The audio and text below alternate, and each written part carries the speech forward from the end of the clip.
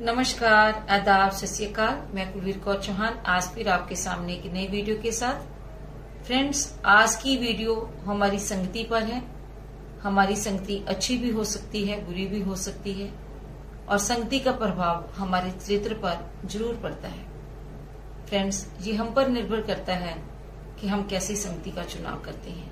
कहते हैं पानी की एक बूंद जब गर्म तवे पर गिरती है तो वो मिट जाती है, वही पानी की बूंद जब कमल में गिरती है तो वो चमकने लगती है, लेकिन जब पानी की बूंद सीप में जा गिरती है तो वो मोती बन जाती है। बूंद पानी की ही है, बस फर्क संगत का है। इसी संगति पर आपको एक कहानी सुनाती। कहानी में एक संत फकीर जो लोगों के अंतर आत्मा को पढ़ना जानते थे, वो अंतर मन को पढ़ लेते थे। उन फकीर की एक राजा के साथ दोस्ती हो गई और वो राजा भी उस फकीर की संगति में अपने आप को बहुत अच्छा महसूस करते थे। वो धर्म में आस्था रखने लगे थे। वो जब भी दिल करता संत महात्मा के पास आते और उनके प्रवचन सुनते।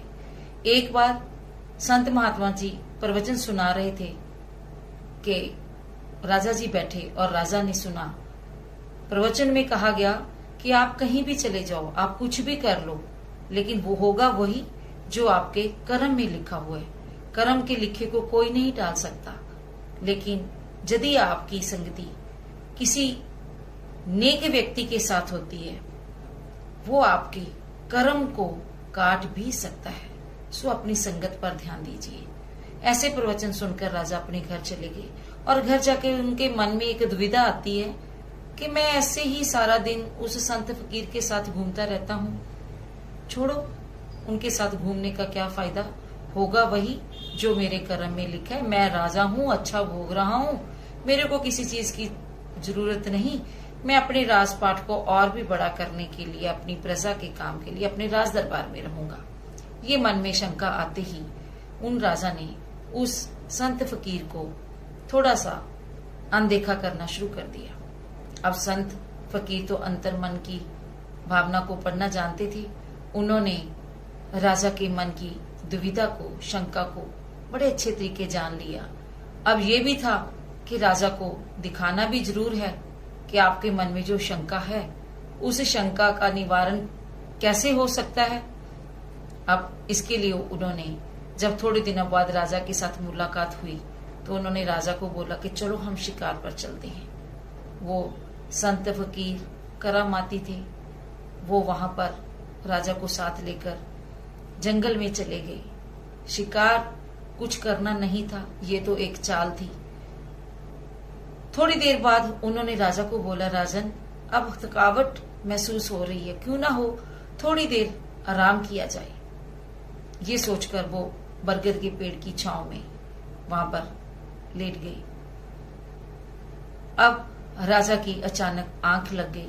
आंख लगते ही राजा जी सपने में क्या देख रहे हैं कि मैं तो बहुत गरीबी हालत में एक छोटे से गांव में हूँ। मेरे बच्चे रो रहे हैं, मेरी जनानी रो रही है, जो गली हमारे मोहल्ले का बनिया है उसका बड़ा उधार है हमारे सिर पर, और मैं अपने बच्चों के लिए कुछ नहीं कर पा रहा। बच्चे भूख से तड़प रहे हैं। उनकी भूख को तृप्त करने के लिए राजा सपने में सोचता है कि राजा एक पेड़ पर चढ़ जाते हैं और पेड़ पर से बेर तोड़ तोड़ अपने बच्चों को खिला रहे हैं। ये राजा को सपना आता है, लेकिन उसी सपने में उस बेरी की टहनी टूट जाती है और राजा नीचे गिर जाता है। जैसे ही राजा नीचे गिरता है, राजा की आंख खुल जाती है। अब अपने आप को सपने में वो बड़ा गरीब फकीर एक किस्म का दयानी हालत में देखकर घबरा जाता है कि ये कैसा सपना है, मैं तो एक राजा हूँ, मैं ऐसे इतना गरीब कैसे हो सकता हूँ, ये इस सपने का भाव क्या है।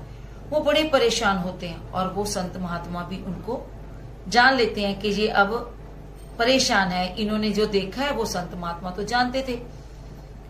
तब वहां से कैसे तैसे निकलते हुए एक रास्ता बनाते, जंगल से बाहर जाने का जब रास्ता बनाते हैं तो वो करामाती संत फकीर वहां की सारी जो इलाका था उसको वैसा ही गरीबी वाला एक गांव का बना देते हैं जो राजा ने अपने सपने में देखा था। अब राजा उन रास्तों से निकलते हुए बड़े हैरान होते हैं कि ये क्या, ये तो मैंने अभी सपने में देखा था, ऐसे ही गरीब देश था, गरीब जगह थी, एक ऐसा गांव था। इतने में वो क्या देखते हैं कि राजा और जब संत फकीर अपने अपने घोड़ों पर जा रहे थे तो एक घर, टूटे हुए घर से एक औरत बाहर आती है और राजा को, घोड़े को रोक लेती है और ऊंची ऊंची आवाज में बोलना शुरू कर देती है कि आप कैसे हो, हमें छोड़कर चले गए, आप तो बड़े मखमली कपड़े पहनकर घोड़ों पर घूम रहे हो, हम तो भूखे मर रहे हैं, हमें बनिया कुछ खाने को दे नहीं रहा, हम क्या करें।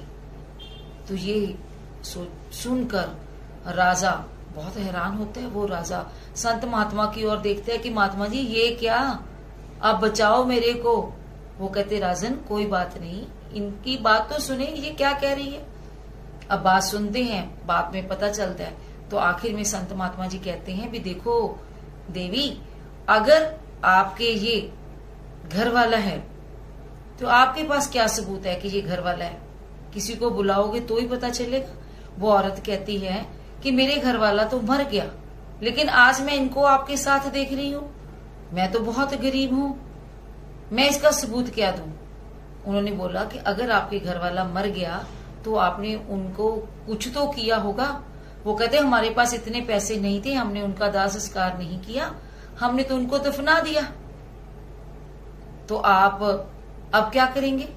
तो संत महात्मा ने बोला कि अगर आपने दफना दिया तो हम उसकी कब्र को खोद कर देखते हैं, अगर उनमें से लाश निकली फिर तो वो आपके आदमी की होगी, अगर ना निकली तो फिर ये राजा ही आपका आदमी होगा।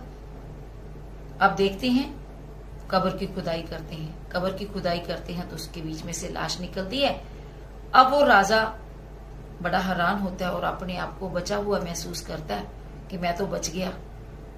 अब फकीर के कहने पर उस औरत को थोड़ा पैसा देकर चुप कराकर वो राजा और संत महात्मा वहां से निकल जाते हैं और आगे चलकर वो संत महात्मा के पैर पकड़ लेते हैं और ये कहते हैं कि महात्मा जी, मेरे मन में एक शंका आई थी कि मैंने आपके साथ चलकर क्या करना है, क्योंकि मैंने आपके ही एक प्रवचन सुने थे जिसमें ये था कि लिखे को कोई टाल नहीं सकता, और मेरे को अपने आप पर पूरा मान था कि मैं तो राजा हूँ, मेरे लिखे को कोई टाल नहीं सकता, मैं तो राजभाग भोग रहा हूँ, आप क्या करोगे, आपकी संगति मेरा क्या करेगी।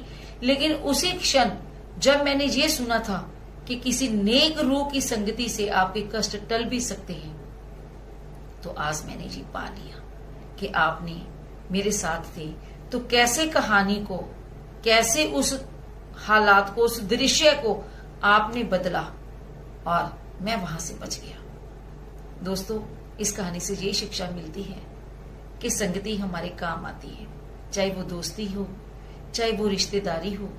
अच्छी संगत हमारे ऊपर प्रभाव डालती है। मित्रता करें, अच्छी संगत से करें।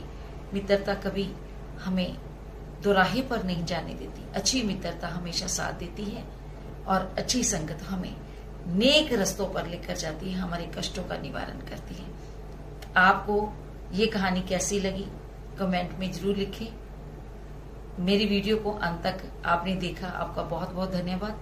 अगली वीडियो में फिर मिलेंगे। नमस्कार।